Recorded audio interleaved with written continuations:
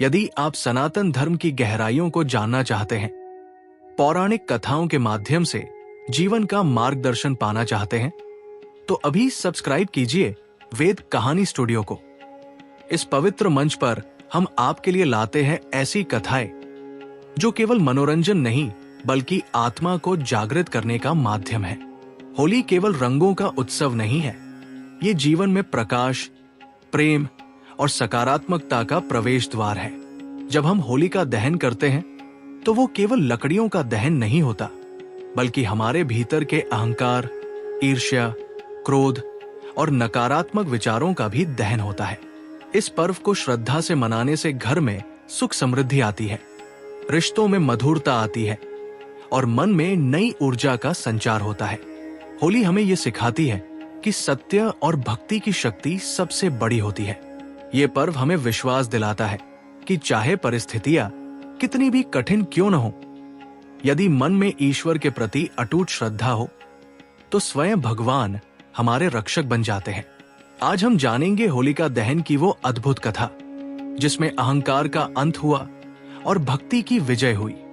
ये कथा केवल इतिहास नहीं बल्कि जीवन का गहरा संदेश है। बहुत समय पहले की बात है, जब इस धरती पर असुरों का अत्याचार बढ़ गया था। उन असुरों में सबसे शक्तिशाली और अहंकारी था हिरण्यकशिपु। हिरण्यकशिपु ने कठोर तपस्या कर भगवान ब्रह्मा को प्रसन्न किया। वर्षों तक उसने घोर साधना की, न दिन का ध्यान न रात का। उसका लक्ष्य केवल एक था, अमरत्व। जब उसकी तपस्या से तीनों लोक कांप उठे, तब भगवान ब्रह्मा प्रकट हुए। उन्होंने वर मांगने को कहा। हिरण्यकशिपु ने चतुराई से ऐसा वर मांगा कि उसे न कोई मनुष्य मार सके, न कोई पशु, न दिन में मृत्यु हो न रात में, न घर के भीतर न बाहर, न किसी अस्त्र से न किसी शस्त्र से। ब्रह्मा ने तथास्तु कहा और उसी क्षण से हिरण्यकशिपु का अहंकार आसमान छूने लगा। उसने स्वयं को भगवान घोषित कर दिया। उसने आदेश दिया कि पूरे राज्य में उसकी पूजा की जाए। जो उसका नाम न ले उसे दंड दिया जाए। मंदिरों में भगवान का नाम लेना वर्जित कर दिया गया। लेकिन उसी महल में जन्मा उसका पुत्र प्रहलाद उसके अहंकार के विरुद्ध एक जीवित चुनौती था। प्रहलाद बचपन से ही भगवान विष्णु के अनन्य भक्त थे। उन्हें सांस सांस में नारायण का नाम प्रिय था। जब शिक्षक उन्हें राजनीति और युद्ध की शिक्षा देते, तब भी उनके मुख से केवल नारायण निकलता। ये बात हिरण्यकशिपु को सहन नहीं हुई। उसने अपने ही पुत्र को समझाने का प्रयास किया। उसने प्रेम से कहा, शक्ति से कहा, भय दिखाकर कहा, लेकिन प्रहलाद का विश्वास अटल रहा। जब कोई उपाय काम न आया, तब हिरण्यकशिपु का हृदय क्रोध से भर उठा। उसने अपने सैनिकों को आदेश दिया कि प्रहलाद को मार दिया जाए। कभी उन्हें विष दिया गया, कभी ऊंचाई से गिराया गया, कभी हाथियों के पैरों तले कुचलवाने की कोशिश की गई, पर हर बार भगवान विष्णु ने अपने भक्त की रक्षा की। ये सब देखकर हिरण्यकशिपु की बहन होलिका आगे आई। होलिका को वरदान प्राप्त था कि अग्नि उसे जला नहीं सकती। उसके पास एक दिव्य वस्त्र था जो अग्नि से रक्षा करता था। उसने अपने भाई से कहा, प्रहलाद को मेरी गोद में बैठा दो, मैं अग्नि में बैठ जाऊंगी। अग्नि उसे जला देगी और मैं सुरक्षित बाहर आ जाऊंगी। हिरण्यकशिपु को यह उपाय पसंद आया। एक विशाल चिता तैयार की गई। पूरे राज्य में घोषणा कर दी गई कि आज प्रहलाद का अंत होगा। लोग भयभीत थे, लेकिन कोई विरोध करने का साहस नहीं कर सका। चिता सजाई गई, लकड़ियां ऊंचाई तक रखी गई, अग्नि प्रज्वलित की गई। होलिका उस दिव्य वस्त्र को ओढ़कर चिता पर बैठ गई और उसकी गोद में शांत भाव से बैठ गए बालक प्रहलाद।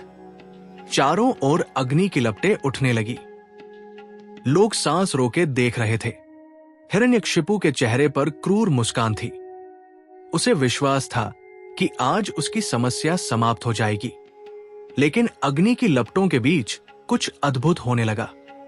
प्रहलाद ने आंखें बंद कर ली और पूरी श्रद्धा से भगवान विष्णु का स्मरण करने लगे। जैसे जैसे अग्नि बढ़ी, वैसे वैसे वह दिव्य वस्त्र हवा में उड़कर प्रहलाद के शरीर को ढकने लगा। होलिका, जिसे अपने वरदान पर घमंड था, अग्नि की ज्वाला में जलने लगी। उसका अहंकार भस्म हो गया और दूसरी ओर प्रहलाद अग्नि के मध्य भी सुरक्षित रहे। ये दृश्य देखकर पूरा राज्य स्तब्ध रह गया। अग्नि शांत हुई और राख के बीच से सुरक्षित प्रहलाद बाहर आए।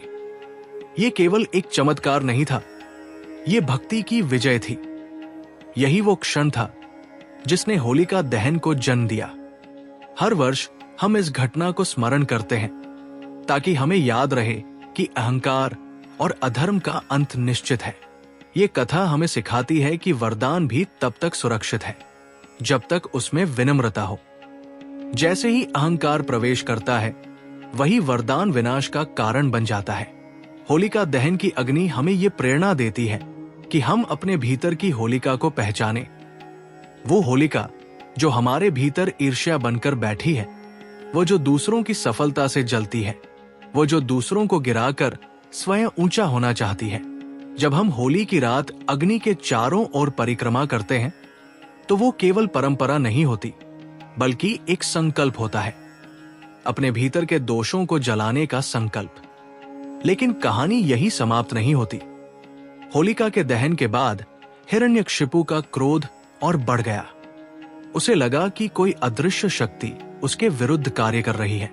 आगे क्या हुआ? किस प्रकार भगवान ने अपने भक्त की अंतिम रक्षा की? किस रूप में प्रकट हुए और कैसे हुआ अधर्म का पूर्ण अंत? होलिका के भस्म होने के बाद पूरे राज्य में एक अजीब सी शांति छा गई। जो लोग कल तक भय से कांपते थे, आज उनके मन में आश्चर्य और श्रद्धा का मिश्रित भाव था। वे समझ चुके थे कि ये कोई साधारण घटना नहीं थी, ये स्वयं भगवान की लीला थी। लेकिन दूसरी ओर हिरण्यकशिपु का हृदय क्रोध से जल रहा था। उसे अपनी बहन की मृत्यु का शोक कम, अपने अहंकार को चुनौती मिलने का दर्द अधिक था। उसने सोचा, यदि अग्नि भी प्रहलाद को नहीं जला सकी, तो अवश्य कोई अदृश्य शक्ति उसकी रक्षा कर रही है। उसने प्रहलाद को दरबार में बुलवाया। विशाल सभा सजी थी, सैनिकों की पंक्तियां खड़ी थी, मंत्रीगण मौन थे। प्रहलाद शांत भाव से अपने पिता के सामने उपस्थित हुए। उनके चेहरे पर भय का कोई चिन्ह नहीं था। हिरण्यकशिपु ने कठोर स्वर में पूछा, प्रहलाद, आखिर वो कौन है जिसकी शक्ति से तुम हर बार बच जाते हो? कौन है वो जो मेरी आज्ञा से बड़ा है? प्रहलाद ने अत्यंत विनम्रता से उत्तर दिया, पिताश्री, वो भगवान विष्णु है। वे ही सबके स्वामी हैं। वे ही आपकी, मेरी और पूरे ब्रह्मांड की रक्षा करते हैं। ये सुनते ही हिरण्यकशिपु का चेहरा लाल हो गया। उसने गर्जना की, क्या वो तुम्हारा विष्णु इस स्तंभ में भी है? प्रहलाद ने शांत स्वर में कहा, हाँ पिताश्री, भगवान तो कण कण में है, वे इस स्तंभ में भी है। हिरण्यकशिपु ने क्रोध में आकर अपनी गदा उठाई और उस विशाल स्तंभ पर प्रहार किया। जैसे ही गदा स्तंभ से टकराई, एक भयंकर गर्जना गूंजी। पूरा महल कांप उठा, धरती हिलने लगी, आकाश में बिजली सी चमक उठी। स्तंभ के भीतर से एक अद्भुत और भयानक रूप प्रकट हुआ। आधा मनुष्य, आधा सिंह, न पूर्ण पशु न पूर्ण मानव। ये थे भगवान का नरसिंह अवतार। उनकी आंखों में अग्नि की ज्वाला थी। नख इतने तीक्ष्ण थे कि पर्वत भी चीर दे। उनकी गर्जना से असुरों का साहस टूट गया। हिरण्यकशिपु ने सोचा कि वो अजय है। उसे अपने वरदान पर भरोसा था। उसने युद्ध के लिए ललकारा, लेकिन भगवान नरसिंह ने उसे पकड़ लिया। ये समय संध्या का था, न दिन न रात। वे उसे महल की चौखट पर ले गए, न अंदर न बाहर। उसे अपनी जंघा पर बैठाया, न धरती पर न आकाश में, और अपने नखों से उसका वध किया, न अस्त्र न शस्त्र। इस प्रकार ब्रह्मा के वरदान की हर शर्त पूर्ण हुई और फिर भी अधर्म का अंत हो गया। पूरा राज्य उस दृश्य को देख स्तब्ध रह गया। ये केवल एक युद्ध नहीं था, ये सत्य और असत्य के बीच अंतिम निर्णय था। प्रहलाद फोल्डेड हाथों से भगवान के सामने खड़े थे। उनके नेत्रों में आंसू थे, भय के नहीं, कृतज्ञता के। उन्होंने कहा, प्रभु, आपने अपने भक्त की रक्षा की, मैं आपका सदैव ऋणी रहूंगा। भगवान नरसिंह का क्रोध शांत नहीं हो रहा था। देवता भी भयभीत थे। तब बालक प्रहलाद आगे बढ़े। उन्होंने प्रभु के चरणों में प्रणाम किया। उनकी भक्ति की शीतलता ने भगवान के उग्र रूप को शांत कर दिया। भगवान ने आशीर्वाद दिया, प्रहलाद, तुम्हारी भक्ति अमर रहेगी। जहां जहां होली का उत्सव मनाया जाएगा, वहां तुम्हारी कथा स्मरण की जाएगी। यही कारण है कि होलिका दहन के अगले दिन रंगों की होली खेली जाती है। वो केवल उत्सव नहीं, बल्कि अधर्म के अंत और प्रेम की शुरुआत का प्रतीक है। जब हम रंग लगाते हैं तो वो संदेश होता है कि जीवन में भेदभाव समाप्त हो। जैसे रंग सबको एक समान रंग देता है, वैसे ही प्रेम सबको एक कर देता है। होलिका दहन की अग्नि हमें ये भी सिखाती है कि वरदान, शक्ति, पद और अधिकार, ये सब तभी तक सुरक्षित है जब तक उनमें विनम्रता है। जैसे ही अहंकार प्रवेश करता है, पतन निश्चित हो जाता है। आज भी यदि हम अपने जीवन में देखें तो कई बार हम छोटे छोटे वरदान पाकर स्वयं को बड़ा समझने लगते हैं।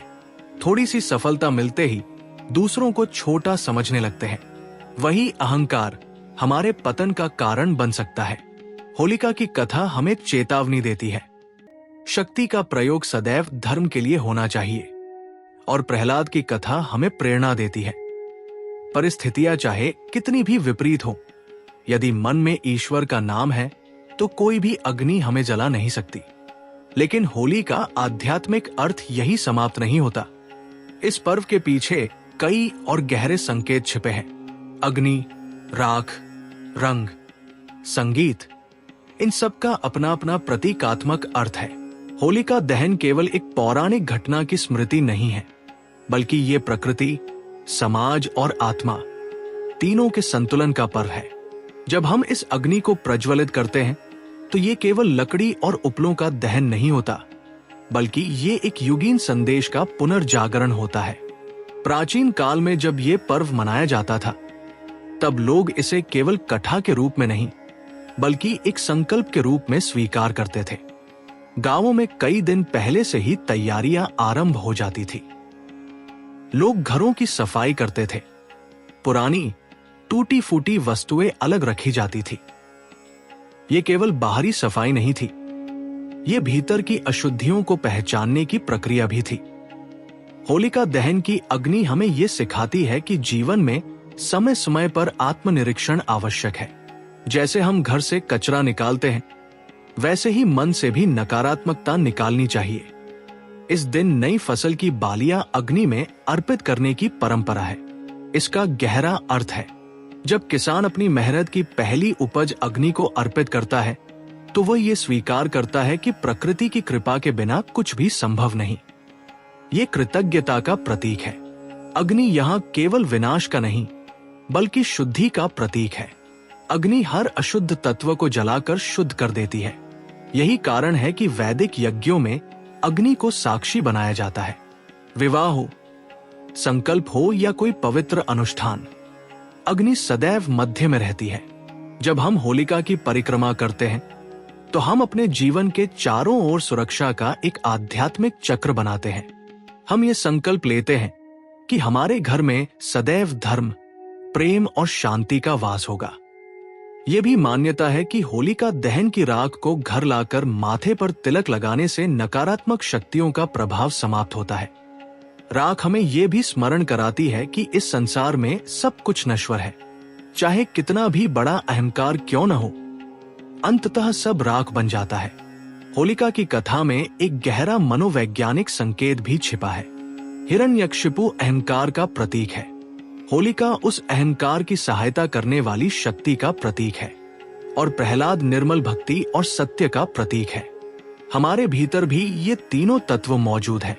कभी हम प्रहलाद बनते हैं जब हम सत्य और धर्म का साथ देते हैं, कभी हम हिरण्यकशिपु बन जाते हैं जब हम अपनी शक्ति का दुरुपयोग करते हैं, और कभी हम होलिका की तरह गलत का साथ देकर स्वयं का ही विनाश कर बैठते हैं। होली हमें यह निर्णय लेने का अवसर देती है कि हम अपने भीतर किस पक्ष को मजबूत करना चाहते हैं। जब अग्नि प्रज्वलित होती है तब बच्चे, बुजुर्ग, महिलाएं, पुरुष सभी एक साथ खड़े होते हैं। वहां कोई ऊंच नीच नहीं होती, कोई भेदभाव नहीं होता।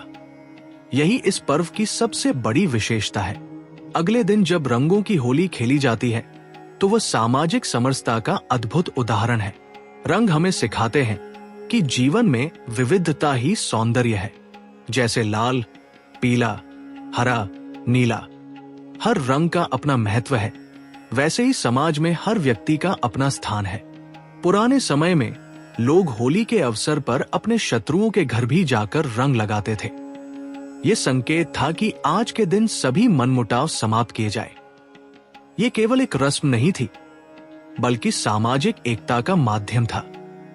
होली का एक और आध्यात्मिक पक्ष है आनंद। प्रहलाद ने विपरीत परिस्थितियों में भी भगवान का नाम नहीं छोड़ा। उनके भीतर आनंद था क्योंकि उनका विश्वास अटल था। जब हम होली मनाते हैं तो वो आनंद उसी भक्ति की याद दिलाता है। ढोल की थाप, गीतों की गूंज, हंसी की ध्वनि, ये सब जीवन की सकारात्मक ऊर्जा को जागृत करते हैं। लेकिन आज के समय में हमें यह भी ध्यान रखना चाहिए कि ये पर्व अपनी मूल भावना से दूर न हो जाए। रंगों में विषैले रसायन न हो, उत्सव में अशांति न हो, आनंद में मर्यादा बनी रहे। होलिका दहन हमें संयम का भी पाठ पढ़ाता है। अग्नि नियंत्रित हो तो यज्ञ बनती है और अनियंत्रित हो तो विनाश। उसी प्रकार उत्सव मर्यादा में हो तो आनंद देता है और सीमा पार करे तो दुख।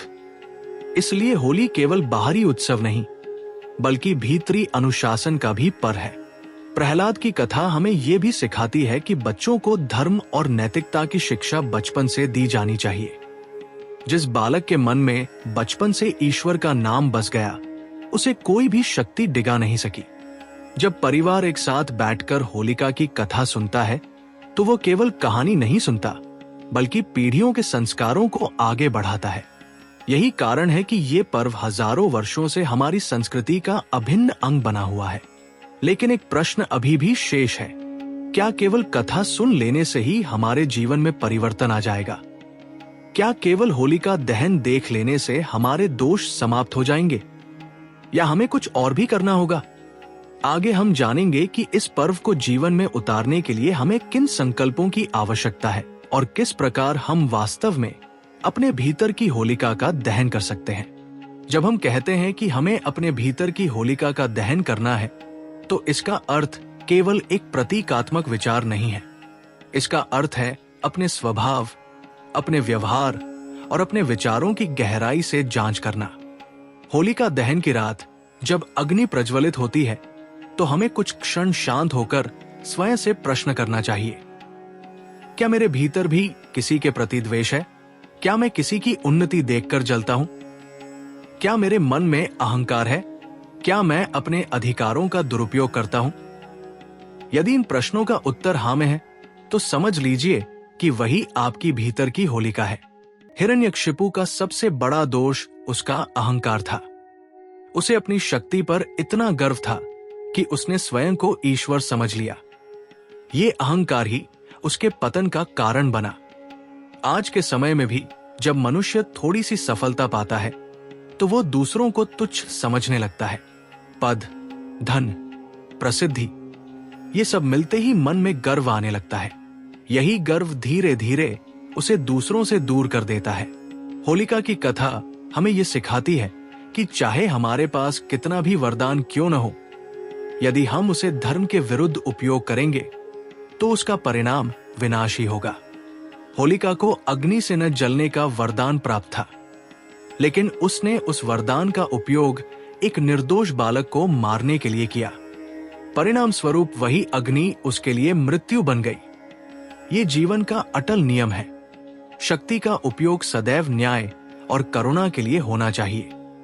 प्रहलाद की भक्ति भी हमें एक विशेष शिक्षा देती है। उन्होंने अपने पिता के अत्याचार के बावजूद उनके प्रति द्वेष नहीं रखा। उन्होंने कभी बदला लेने की भावना नहीं रखी। उनका विश्वास केवल भगवान पर था। ये भक्ति केवल मंदिर जाने तक सीमित नहीं थी, ये उनके हर श्वास में थी। आज हम अक्सर संकट आने पर ही भगवान को याद करते हैं। जब सब कुछ ठीक चलता है तो हम ईश्वर को भूल जाते हैं। लेकिन प्रहलाद की भक्ति परिस्थितियों पर निर्भर नहीं थी। होलिका दहन का एक और गहरा संदेश है, सत्य को कभी दबाया नहीं जा सकता। चाहे कितनी भी बड़ी शक्ति क्यों न हो, अंततः सत्य की विजय होती है। जब हम अग्नि की परिक्रमा करते हैं तो हमें यह संकल्प लेना चाहिए कि हम सदैव सत्य का साथ देंगे, चाहे परिस्थिति कितनी भी कठिन क्यों न हो। इस पर्व पर लोग एक दूसरे के घर जाकर मिठाई बांटते हैं। ये केवल स्वाद के लिए नहीं, बल्कि संबंधों की मिठास के लिए है। कितनी बार ऐसा होता है कि छोटी छोटी बातों पर रिश्तों में दूरी आ जाती है। होली का अवसर उन दूरियों को समाप्त करने का है। रंगों का अर्थ केवल बाहरी सजावट नहीं है। लाल रंग ऊर्जा और साहस का प्रतीक है, पीला रंग ज्ञान और शांति का, हरा रंग समृद्धि और संतुलन का, नीला रंग विश्वास और गहराई का। जब ये रंग हमारे जीवन में आते हैं तो जीवन संतुलित बनता है। होलिका दहन की अग्नि में जब हम नारियल या अनाज अर्पित करते हैं तो वो त्याग का प्रतीक है। हम ये स्वीकार करते हैं कि जीवन में पाने के साथ साथ त्याग भी आवश्यक है। यदि हम केवल लेते रहें और कभी दे नहीं तो संतुलन बिगड़ जाता है। ये पर्व हमें दान और सेवा की भी प्रेरणा देता है। जिस प्रकार भगवान ने अपने भक्त की रक्षा की, उसी प्रकार हमें भी अपने आसपास के लोगों की सहायता करनी चाहिए। यदि किसी के जीवन में अंधकार है तो हमें उसके लिए प्रकाश बनना चाहिए। यदि कोई निराश है तो हमें उसे आशा देनी चाहिए। यही सच्ची होली है, जब हम किसी के जीवन में रंग भरते हैं। आज के समय में होली को सुरक्षित और मर्यादित रूप से मनाना भी हमारा कर्तव्य है। पानी की बर्बादी न हो, किसी को जबरदस्ती रंग न लगाया जाए, किसी की भावना को ठेस न पहुंचे। उत्सव का अर्थ आनंद है, असंयम नहीं। होली का दहन हमें संयम, श्रद्धा और विवेक का संतुलन सिखाता है। जब अग्नि बुझ जाती है और राख शेष रह जाती है तो वो हमें ये याद दिलाती है कि जीवन क्षण भंगुर है। इसलिए हर क्षण को प्रेम और सद्भाव से जीना चाहिए। प्रहलाद की कथा केवल प्राचीन काल की कहानी नहीं है, ये हर युग में प्रासंगिक है। जब भी अधर्म बढ़ता है, जब भी अहंकार चरम पर पहुंचता है, तब सत्य की शक्ति किसी न किसी रूप में प्रकट होती है। अब प्रश्न ये है, क्या हम इस कथा को केवल सुनकर भूल जाएंगे या इसे अपने जीवन का हिस्सा बनाएंगे? आगे हम जानेंगे कि इस पर्व को अपने घर में विधि पूर्वक कैसे मनाएं, कौन से मंत्र, कौन सी परंपराएं और कौन से संकल्प हमें जीवन में वास्तविक परिवर्तन दे सकते हैं। अब हम समझते हैं कि होलिका दहन को अपने घर में किस प्रकार विधि पूर्वक और श्रद्धा के साथ मनाया जाए, ताकि ये केवल एक परंपरा न रहकर हमारे जीवन में वास्तविक परिवर्तन का कारण बने। सबसे पहले आवश्यक है शुद्ध भावना। किसी भी अनुष्ठान की सफलता उसके बाहरी स्वरूप में नहीं, बल्कि करने वाले के मन में होती है। यदि मन में श्रद्धा है तो छोटी सी अग्नि भी महान यज्ञ बन जाती है। होलिका दहन से एक दिन पहले घर की सफाई करें। ये केवल धूल हटाने का कार्य नहीं, बल्कि एक मानसिक तैयारी है। जब हम घर को स्वच्छ करते हैं तो मन भी हल्का होता है। होलिका दहन के दिन प्रातः स्नान करके स्वच्छ वस्त्र धारण करें। संध्या समय जब शुभ मुहूर्त हो तब होलिका की स्थापना करें। लकड़ियां, उपले, सूखी टहनियां इकट्ठा करें। बीच में एक खंभा या डंडी स्थापित की जाती है जो प्रहलाद का प्रतीक मानी जाती है। होलिका की परिक्रमा करने से पहले भगवान का स्मरण करें। अपने हाथ जोड़कर प्रार्थना करें, हे प्रभु, जैसे आपने प्रहलाद की रक्षा की, वैसे ही हमारे परिवार की रक्षा करें। हमारे घर से रोग, क्लेश और दरिद्रता दूर करें। इसके बाद अग्नि प्रज्वलित करें। जैसे जैसे अग्नि बढ़े, अपने मन के दोषों को याद करें और मन ही मन संकल्प लें कि आज से इन दोषों को त्याग देंगे। परिक्रमा करते समय परिवार के सभी सदस्य एक साथ रहें। ये एकता का प्रतीक है। कुछ स्थानों पर नई फसल की बालियां, चने या गेहूं अग्नि में अर्पित किए जाते हैं। बाद में इन्हें प्रसाद के रूप में ग्रहण किया जाता है। ये कृतज्ञता और समृद्धि का संकेत है। जब अग्नि शांत हो जाए तो उसकी राख को माथे पर तिलक के रूप में लगाएं। ये तिलक हमें स्मरण कराता है कि अंततः सब कुछ नश्वर है, इसलिए अहंकार का कोई स्थान नहीं होना चाहिए। अगले दिन रंगों की होली प्रेम और मर्यादा के साथ खेलें। सबसे पहले अपने घर के बड़ों के चरण स्पर्श करें और उन्हें रंग लगाएं। उनका आशीर्वाद लें। होली का ये पर्व हमें ये भी सिखाता है कि परिवार में प्रेम बना रहे। यदि किसी से मनमुटाव हो तो पहल करके उसे समाप्त करें। कई लोग इस दिन दान भी करते हैं। गरीबों को वस्त्र, भोजन या मिठाई देना अत्यंत शुभ माना जाता है। ये दान केवल वस्तु का नहीं बल्कि संवेदना का होता है। प्रहलाद की भक्ति हमें प्रेरित करती है कि हम अपने बच्चों को भी धर्म और नैतिकता की शिक्षा दें। उन्हें केवल आधुनिक शिक्षा ही नहीं बल्कि आध्यात्मिक मूल्यों से भी परिचित कराएं। जब बच्चे होलिका की कथा सुनते हैं तो उनके मन में ये भावना जन्म लेती है कि सत्य का साथ कभी नहीं छोड़ना चाहिए। इस पर्व का एक सामाजिक महत्व भी है। ये हमें समाज में समरसता बनाए रखने की प्रेरणा देता है। होली का वास्तविक आनंद तभी है जब हमारे आसपास कोई भी उपेक्षित न रहे। यदि हमारे पड़ोस में कोई अकेला है तो उसे भी उत्सव में शामिल करें। यही सच्ची भक्ति है, जब हम ईश्वर के प्रति प्रेम को मानवता के प्रति सेवा में बदल देते हैं। होलिका दहन का अंतिम और सबसे महत्वपूर्ण संदेश है विश्वास। यदि प्रहलाद ने अपने संकट के समय विश्वास खो दिया होता तो शायद इतिहास कुछ और होता, लेकिन उन्होंने हर परिस्थिति में भगवान पर भरोसा रखा। जीवन में भी कई बार ऐसी परिस्थितियां आती हैं जब सब कुछ हमारे विरुद्ध लगता है। तब हमें याद रखना चाहिए कि अग्नि कितनी भी प्रचंड क्यों न हो, यदि हमारे भीतर भक्ति की शीतलता है तो वो हमें जला नहीं सकती। ये कथा हमें आशा देती है। ये बताती है कि अंधकार कितना भी गहरा क्यों न हो, एक दीपक उसे दूर कर सकता है। जब भी आप होलिका की अग्नि देखें तो केवल लपटे न देखें, उसमें अपना भविष्य देखें। उसमें वह प्रकाश देखें जो आपके जीवन को दिशा दे सकता है। और जब अगले दिन रंगों से खेले तो केवल शरीर को नहीं, अपने हृदय को रंगे। यही है होली का सच्चा अर्थ।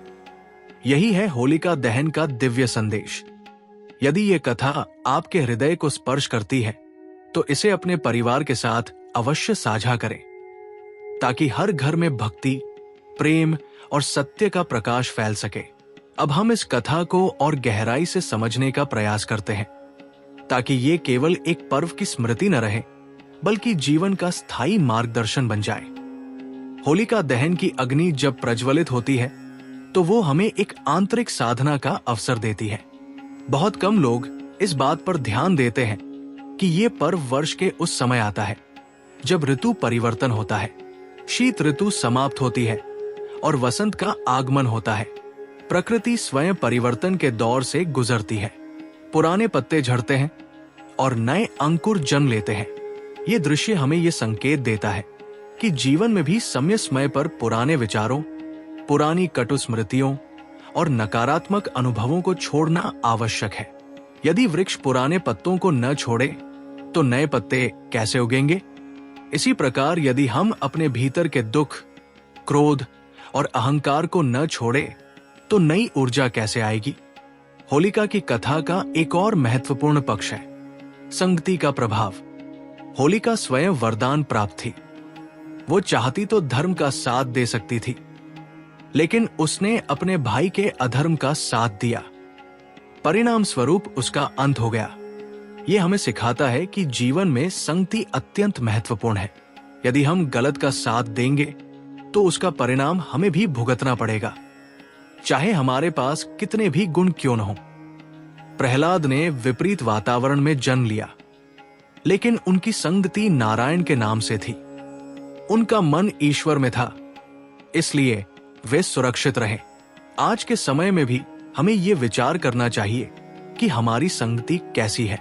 क्या हम ऐसे लोगों के साथ हैं जो हमें सकारात्मक दिशा देते हैं, या ऐसे लोगों के साथ जो हमें अधर्म की ओर ले जाते हैं? होलिका दहन का एक सामाजिक अर्थ भी है, सामूहिक चेतना। जब पूरा समाज एक साथ खड़ा होकर अग्नि के सामने संकल्प लेता है, तो वो केवल व्यक्तिगत नहीं बल्कि सामूहिक परिवर्तन का प्रतीक होता है। यदि समाज में हर व्यक्ति ये निश्चय कर ले कि वो सत्य और न्याय का साथ देगा, तो अधर्म टिक नहीं सकता। इस पर्व का एक पारिवारिक पक्ष भी है। ये अवसर है जब परिवार के सभी सदस्य एक साथ बैठते हैं, कथा सुनते हैं, हंसते हैं, गाते हैं। आधुनिक जीवन की व्यस्तता में जो दूरी आ गई है, उसे मिटाने का ये एक सुंदर अवसर है। जब बच्चे अपने दादा दादी या माता पिता से ये कथा सुनते हैं, तो केवल शब्द नहीं सुनते बल्कि भावनाओं और संस्कारों को ग्रहण करते हैं। यही संस्कार आगे चलकर उनके जीवन का आधार बनते हैं। होलिका दहन की राख को घर में लाने की परंपरा भी एक संकेत है। राख ये याद दिलाती है कि अंततः हर वस्तु मिट्टी में मिल जाती है, इसलिए जीवन में विनम्रता आवश्यक है। हम चाहे कितने भी बड़े क्यों न बन जाए, हमें ये स्मरण रखना चाहिए कि हम भी उसी प्रकृति का अंश है। प्रहलाद की कथा हमें क्षमा का पाठ भी पढ़ाती है। जब भगवान ने हिरण्यकशिपु का वध किया, तब भी प्रहलाद के मन में अपने पिता के प्रति घृणा नहीं थी। उन्होंने भगवान से प्रार्थना की कि उनके पिता को भी मोक्ष प्राप्त हो। ये कितनी महान भावना है। जिसने हमें कष्ट दिया, उसके लिए भी मंगल की कामना करना। यदि हम अपने जीवन में इस एक गुण को अपना लें, तो हमारे अधिकांश दुख समाप्त हो सकते हैं। होली का पर्व हमें आनंद के साथ साथ जिम्मेदारी भी देता है। हमें यह ध्यान रखना चाहिए कि हमारे उत्सव से किसी को कष्ट न पहुंचे। किसी को जबरदस्ती रंग लगाना, अपमानजनक व्यवहार करना या प्रकृति को हानि पहुंचाना, ये इस पर्व की भावना के विरुद्ध है। सच्ची होली वही है जिसमें प्रेम हो, सम्मान हो और मर्यादा हो। जब आप इस वर्ष होलिका दहन के समय अग्नि के सामने खड़े हो, तो कुछ क्षण आंखें बंद करें। अपने जीवन की उन घटनाओं को याद करें जहां आपने गलत किया हो। उन लोगों को याद करें जिन्हें आपने अनजाने में दुख पहुंचाया हो। मन ही मन उनसे क्षमा मांगे। फिर अपने भीतर ये संकल्प ले कि आज से आप अधिक सजग, अधिक संवेदनशील और अधिक धर्मनिष्ठ जीवन जिएंगे। यही है इस पर्व की सच्ची साधना। होलिका की अग्नि केवल लकड़ी को नहीं जलाती, वो हमारी जड़ता को भी जलाती है। और जब अगली सुबह रंगों का उत्सव आरंभ होता है, तो वो केवल शरीर पर नहीं, आत्मा पर भी रंग चढ़ाने का अवसर है। अब इस कथा को अंतिम गहराई तक समझते हैं, ताकि होलिका दहन और होली का ये पवित्र पर्व हमारे जीवन का स्थायी प्रकाश बन सके। जब हम पीछे मुड़कर देखते हैं, तो पाते हैं कि ये केवल एक असुर के अंत की कथा नहीं है। ये मनुष्य के भीतर चलने वाले संघर्ष की कहानी है। ये उस युद्ध की कहानी है जो हर दिन हमारे विचारों में होता है। अहंकार और विनम्रता के बीच, क्रोध और क्षमा के बीच, स्वार्थ और सेवा के बीच। हिरण्यकशिपु बाहरी शत्रु नहीं था, वो हमारे भीतर के उस अहंकार का प्रतीक है जो हमें सत्य से दूर ले जाता है। जब हम स्वयं को सबसे श्रेष्ठ मान लेते हैं, जब हम दूसरों की भावनाओं की उपेक्षा करते हैं, जब हम अपने स्वार्थ के लिए किसी भी सीमा को पार कर जाते हैं, तब हम उसी मार्ग पर चल रहे होते हैं। होलिका उस मानसिकता का प्रतीक है जो जानती तो है कि कार्य गलत है, फिर भी साथ देती है। जीवन में कई बार ऐसा होता है कि हम किसी की गलत बात से सहमत नहीं होते, फिर भी मौन रहकर उसका समर्थन कर देते हैं। वही मौन समर्थन अंततः विनाश का कारण बनता है। और प्रहलाद उस आंतरिक विश्वास का नाम है जो परिस्थितियों से बड़ा होता है। जब सब कुछ विरोध में हो, तब भी यदि मन में ईश्वर का नाम है, तो भय समाप्त हो जाता है। ये कथा हमें ये भी सिखाती है कि ईश्वर हर स्थान पर है। जब प्रहलाद ने कहा कि भगवान स्तंभ में भी है, तो ये केवल उत्तर नहीं था, बल्कि एक दर्शन था। यदि हम इस भाव को अपने जीवन में उतार ले कि ईश्वर कण-कण में है, तो हमारा व्यवहार अपने आप बदल जाएगा। हम किसी को कष्ट नहीं देंगे, क्योंकि हर व्यक्ति में हमें उसी परमात्मा का अंश दिखाई देगा। होली का पर्व हमें सामाजिक समानता का संदेश देता है। रंग जब चेहरे पर लगते हैं तो कोई अमीर या गरीब नहीं रहता, कोई बड़ा या छोटा नहीं रहता, सभी एक समान दिखाई देते हैं। यही है इस पर्व का सामाजिक संदेश। भेदभाव समाप्त करो, प्रेम बढ़ाओ। जब हम ढोल की थाप पर नाचते हैं, गीत गाते हैं, तो वो केवल उत्सव नहीं होता, वो जीवन के प्रति कृतज्ञता का उत्सव होता है। जीवन स्वयं एक रंगमंच है जहां हर दिन नए रंग आते हैं। कभी सुख का लाल रंग, कभी शांति का नीला रंग, कभी समृद्धि का हरा रंग। लेकिन यदि हमारे भीतर विश्वास का रंग न हो तो बाकी सभी रंग फीके पड़ जाते हैं। इसलिए होली का सबसे बड़ा रंग है विश्वास। विश्वास अपने कर्म पर, विश्वास अपने धर्म पर और विश्वास उस परम शक्ति पर जो हर संकट में हमारे साथ खड़ी होती है। जब इस वर्ष आप होलिका दहन के सामने खड़े हो तो केवल कथा को याद न करें, अपने जीवन की कहानी को याद करें। सोचें, आपके जीवन की होलिका कौन है? कौन सा दोष है जिसे आपको जलाना है? कौन सा भय है जिसे आपको समाप्त करना है? और फिर दृढ़ संकल्प ले कि आप प्रहलाद की तरह अडिग रहेंगे। यदि कभी जीवन में अग्नि की परीक्षा आए तो घबराएं नहीं। याद रखें, अग्नि केवल परीक्षा है, विनाश नहीं। प्रहलाद की भक्ति ने अग्नि को भी शीतल बना दिया। आपके भीतर भी वही शक्ति है। होली का ये पर्व हमें हर वर्ष याद दिलाता है कि अंधकार चाहे कितना भी प्रबल क्यों न हो, एक छोटी सी ज्योति उसे समाप्त कर सकती है। इसलिए अपने भीतर की ज्योति को जलाए रखें, अपने घर में प्रेम का दीप जलाएं, अपने समाज में सद्भाव का रंग फैलाएं और अपने हृदय में ईश्वर के नाम का स्मरण बनाए रखें। यही है होलिका दहन का शाश्वत संदेश। यदि ये कथा आपको प्रेरित करे तो इसे अपने जीवन में उतारें। वेद कहानी स्टूडियो के साथ जुड़े रहें ताकि ऐसी ही पवित्र कथाएं आपके जीवन को दिशा देती रहें। इस वर्ष की होली आपके जीवन में सुख, शांति और समृद्धि लेकर आए। यही मंगल कामना है। समाप्त।